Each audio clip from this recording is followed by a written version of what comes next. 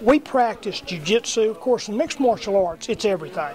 Okay, so you have people that are training boxing, training kickboxing, but all the base in here is all based on jiu-jitsu. We want to get it on the ground, which isn't always easy. That's why you have to know how to box in mixed martial arts, and you have to know how to, you have to know how to scramble. You have to know how to do a whole bunch of things. And a good wrestling background doesn't hurt either.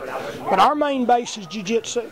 Now, the main thing for the Texas Punishment Crew, and what I've always taught, is I want someone with heart. If you've got heart, I can teach you jiu-jitsu. I can teach you mixed martial arts. I can teach you how to fight. But you've got to have the heart, because everybody's going to get hit.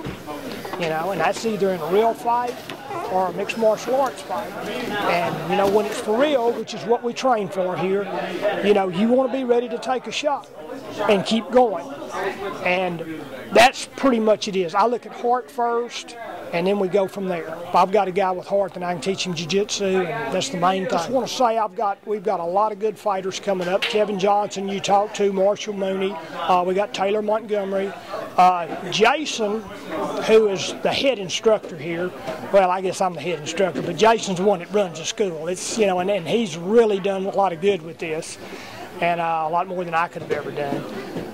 But the bottom line is Jason was the first Texas black belt in the adult division, which is 30 and under, to ever place in the Pan Ams.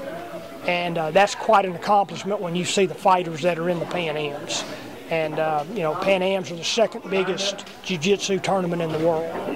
And he placed third, I'm thinking it was in 2010. And nobody, and I'm talking about some of the real greats that later went into mixed martial arts, Travis Luter, Clay Pittman, some awesome fighters. Jason was the first one out of Texas that ever did it right. We've also got a good number of brown belts. We've got our sister school is called Lakes Area Jiu-Jitsu. Mike Ellender runs that. He's one of my black belts. Jason and Randall were my first. They're here. I'm here. Of course, you couldn't hardly call Lakes Area. You couldn't hardly call it Texas Punishment Crew in Louisiana. Okay, we've got a brown belt running one in McAllen. That's his school, Miguel Tenero. And we've got a number of brown belts coming up that should be black belts pretty soon. Marcus Reynolds. I'd like to say something about him, too, before I quit. Marcus is 50 years old. He was fighting mixed martial arts at 49. The guy who is the Texas amateur champion, Marcus beat him, took him out in the second round. Marcus has fought 2 mixed martial arts fights. Both of the people he has fought against were half his age or more.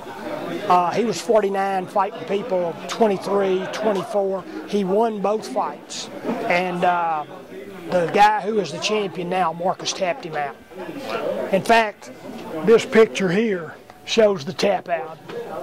And it was great. You could imagine a 50-year-old man beating a 23-year-old kid. The people went nuts. And like I say, I've had a lot of proud moments, with the world championships I've won, watching Randall and Jason win the tournaments they've won, and that was another one. We've had some great times here, and we've got a lot of stuff for that I'm really proud of.